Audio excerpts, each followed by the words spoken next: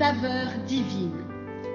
Cette bonne nouvelle du royaume sera prêchée dans le monde entier pour servir de témoignage à toutes les nations. Alors viendra la fin. Ce pain céleste vous est présenté par Immaculée Niraneza.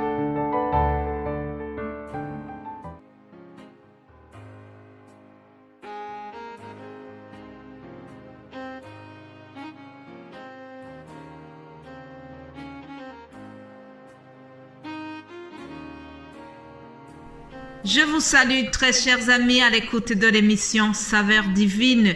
Que la grâce de notre Dieu soit avec vous. Bénissons l'Éternel qui nous fait commencer une nouvelle semaine. Je rends gloire à Dieu qui est avec nous.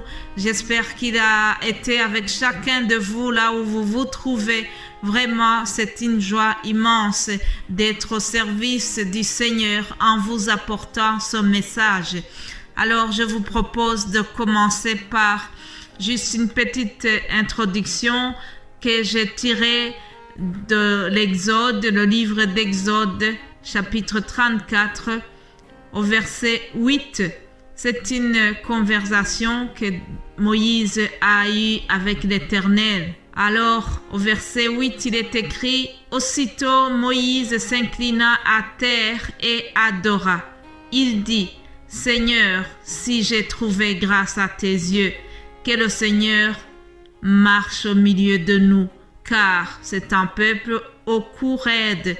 Pardonne nos iniquités et nos péchés et prends-nous pour ta possession. » Voilà une belle prière de Moïse à l'égard de Dieu, une prière que Moïse adresse à l'Éternel. Alors, dans cette courte prière, Moïse demande à Dieu de marcher au milieu d'eux. Alléluia. Je prie que le Seigneur marche au milieu de nous durant cette semaine qui commence. Puis, il demande au Seigneur de pardonner leurs iniquités, leurs péchés. Je prie aussi que le Seigneur nous pardonne nos péchés. Que le sang de Jésus-Christ nous couvre durant toute cette semaine, afin que tous nos péchés soient oubliés, afin que l'Éternel nous regarde au travers les lunettes de son Fils Jésus-Christ. S'il nous regarde au travers Jésus, alors il va nous pardonner. Alors il prendra possession de nous. Alléluia. Je prie que tu sois vraiment à la propriété de Jésus-Christ, la propriété de l'Éternel, que rien ne vienne te voler, que tu sois vraiment acquis pour Dieu, que tu sois consacré à Dieu et que rien ne te détourne du Seigneur. Au nom de Jésus-Christ. Alléluia.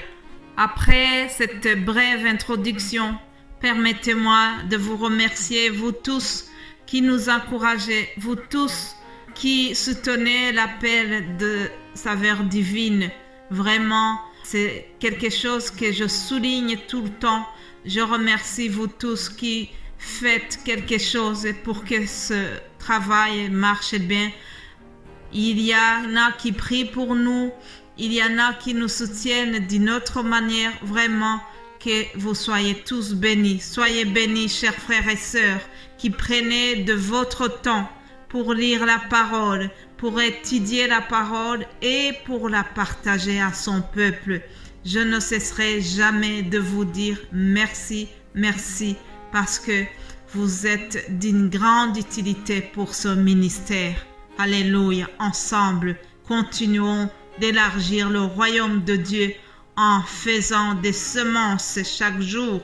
Nous devons semer et c'est l'Éternel qui fera grandir. Alléluia. Je le crois et je suis sûr qu'un jour nous allons récolter avec joie.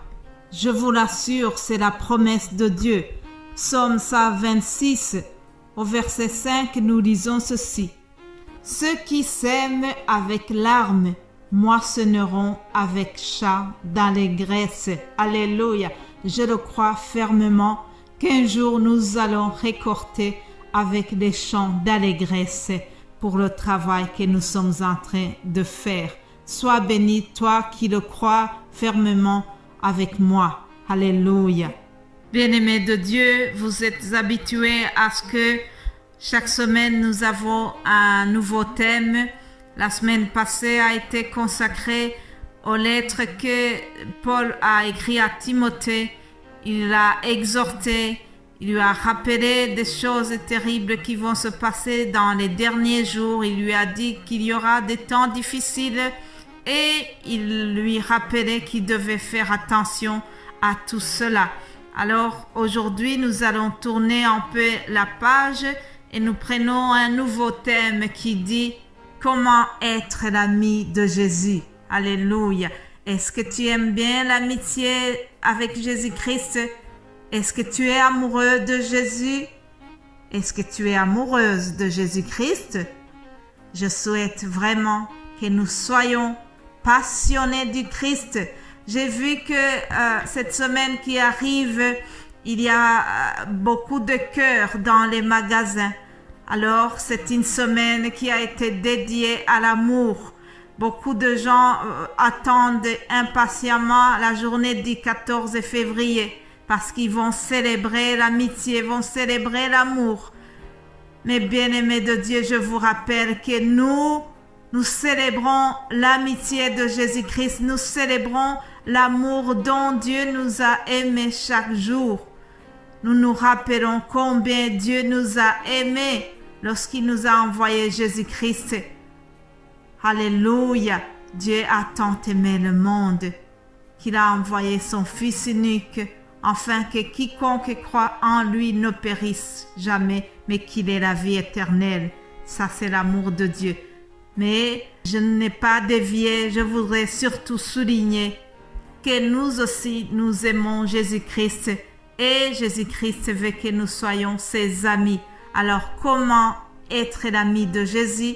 Il nous a donné quelques indices comment nous devons l'aimer. Il est bien de savoir comment faire plaisir à son ami. Il est bien de savoir comment satisfaire, comment lui plaire. Jésus-Christ nous a donné des indications. Lisons Évangile selon Jean 15 au verset 14. Jésus-Christ, parlant en ses disciples, il a dit: « Vous êtes mes amis si vous faites ce que je vous commande. » Voilà le thème qui va nous guider cette semaine.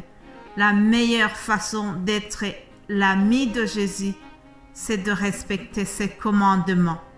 Lui qui a dit « Aimez-vous les uns les autres comme je vous ai aimé ». C'est un nouveau commandement qu'il a laissé à ses disciples. Il a vécu avec eux pendant longtemps et puis il a fait de grandes choses au milieu d'eux. Mais le moment venu pour qu'il retourne auprès du Père, il a dit « Je vous donne un nouveau commandement. Aimez-vous les uns les autres. » Et c'est à cela que le monde saura que vous êtes mes disciples. Écoutez une autre belle parole de Jésus-Christ, toujours dans Jean 15, au verset 16, il dit à ses disciples: « Ce n'est pas vous qui m'avez choisi, mais moi, je vous ai choisi et je vous ai établi afin que vous alliez et que vous portiez du fruit et que votre fruit demeure, afin que ce que vous demanderez au Père en mon nom, il vous le donne. » Alléluia. Voilà une autre manière d'être ami de Jésus-Christ. Si tu veux vraiment être l'ami de Jésus, tu dois porter du fruit. Tu dois vivre la parole que tu écoutes. Il ne suffit pas seulement d'écouter la parole, mais il faut surtout la mettre en pratique. La Bible n'est pas un livre qui se lit seulement. C'est un livre de vie. C'est un livre pratique. La meilleure façon de manifester ton amitié à Jésus-Christ, c'est de vivre ce que tu lis dans la Bible. Ne pas seulement le retenir par cœur, mais il faut le transmettre dans les actes. C'est ça, porter du fruit. Alléluia. Je souhaite que nous puissions vraiment porter des bons fruits, chers amis.